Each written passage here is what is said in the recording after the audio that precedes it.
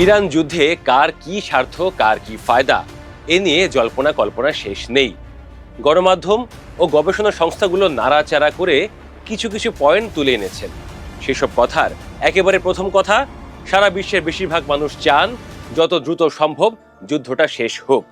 যুদ্ধবাজ দেশ ও অস্ত্র ব্যবসায়ীরা চান যুদ্ধ লম্বা হোক। ইরান যুদ্ধে অনেকগুলো পক্ষ ও ক্যারেক্টার, তাদের এক একজনের স্বার্থও এক এক রকম। সেসব নিয়েই আমাদের আজকের এই আয়োজন। প্রথমেই চলেন দেখি আমেরিকার স্বার্থ, যে কিনা যুদ্ধটা আগে লাগালো। বলা হচ্ছে আমেরিকার প্রেসিডেন্ট ডোনাল্ড ট্রাম্প খুবই দ্বিধাগ্রস্ত, এমনকি যুদ্ধে তার লক্ষ্যগুলো অস্পষ্ট।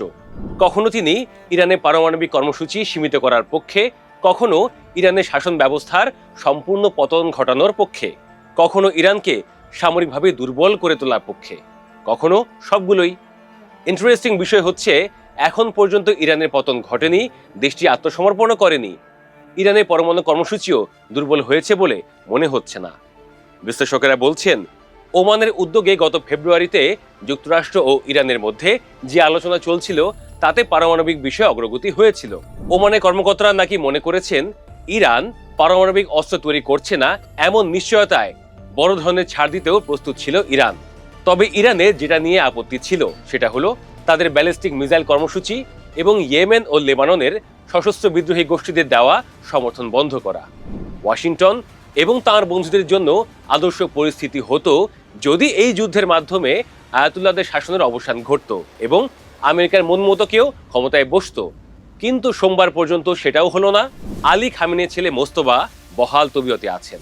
বিশ্ববাজারে তেলে ক্রমশ বেড়ে যাওয়া দাম, হরমুজ প্রণালী অচল থাকা এবং মধ্যপ্রাচ্যে আবারও আমেরিকার খরচে যুদ্ধে জড়িয়ে পড়া নিয়ে আমেরিকার ভেতরেই অসন্তোষ ও অস্বস্তি কাজ করছে। এতে করে ট্রাম্প ব্যাপক চাপে আছেন। সব মিলে এখনো পর্যন্ত ট্রাম্পকে সফল বলা যাচ্ছে না। এবার দেখা যাক ইসরায়েলের স্বার্থ, যে আমেরিকার কাঁধে কাঁধ রেখে ইরানের বিরুদ্ধে যুদ্ধটা করছে। বিশ্লেষকদের মনে হচ্ছে একমাত্র ইসরায়েলের মধ্যেই ইরান যুদ্ধ শেষ করার তাড়াহুড়ো নেই। ইরানের ক্ষেত্রে ইসরায়েলের দৃষ্টিভঙ্গি অপশনাল। সেও চায় ইরানের শাসন ক্ষমতার পরিবর্তন। সেটা না হলে যে কোনো মূল্যে যেন ইরান সামরিকভাবে দুর্বল হয়ে পড়ে। অবশ্য যুদ্ধ থামলে ইরান আবারও সবল হতেই পারে। সেটা করতে গেলে আবারও তাকে দুর্বল করা হবে। ইরান যেন সেটাই উপলব্ধি করে ইসরায়েল এটাই চায়। ইসরায়েল বরাবরই ইরানকে হুমকি মনে করে। ইরানের শাসন ক্ষমতা, মিসাইল, ড্রোন এবং পরমাণু কর্মসূচি সব মিলে ইরানকে হুমকি মনে করে ইসরায়েল। বিশ্লেষকদের মতে ইরান চায় যুদ্ধ যত দ্রুত সম্ভব থামুক, তবে যে কোনো মূল্যে নয়, অর্থাৎ আমেরিকার সব দাবি মেনে নিয়ে নয়। তারা জানে যে এই যুদ্ধ ট্রাম্পের চেয়ে বেশি সময় টিকে থাকার মতো ধৈর্য তাদের আছে। তাছাড়া তার সামরিক বাহিনী ও কৌশল, জনসমর্থন এবং ভৌগোলিক অবস্থানের একটা সুবিধা আছে। উপসাগরীয় দেশগুলোর মধ্যে ইরানের উপকূল রেখা সবচেয়ে লম্বা। হরমুজ প্রণালীর মতো চিকন জলপথ দিয়ে বিশ্বের 4 ভাগের প্রায় 1 ভাগ তেল সাপ্লাই হয়। ইরান চাইলেই অনির্দিষ্টকালের জন্য জাহাজ চলাচলে হুমকি সৃষ্টি করতে পারে।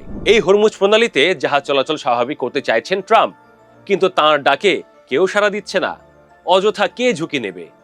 ইরান বলছে যুদ্ধ শেষ হোক, তবে গ্যারান্টি দিতে হবে তার উপর আর যেন হামলা না করা হয়। একই সঙ্গে আমেরিকা ও ইসরায়েলের হামলায় ইরানে যে ক্ষতি হয়েছে সেটার ক্ষতিপূরণও চায় ইরান। ইরান সম্ভবত জানে এটা সে পাবে না। সেক্ষেত্রে যুদ্ধে টিকে থাকতে পারলে সেটা দেশের জনগণের কাছে বিজয় হিসেবে তুলে ধরতে পারবে ইরানের সরকার। সৌদি আরব, সংযুক্ত আরব আমিরাত, কাতার, বাহরাইন, কুয়েত এবং ওমান, এই আরব দেশগুলো ভেবেছিল ইরানের সঙ্গে সহজেই মানিয়ে নিতে পারবে, কিন্তু বাস্তবতা ভিন্ন। ইরানের বিরুদ্ধে এই যুদ্ধকে তারা সমর্থন না জানালেও ইরানের ড্রোন ও মিসাইল হামলার শিকার হচ্ছে তারা। এতে তারা প্রচন্ড ক্ষুব্ধ।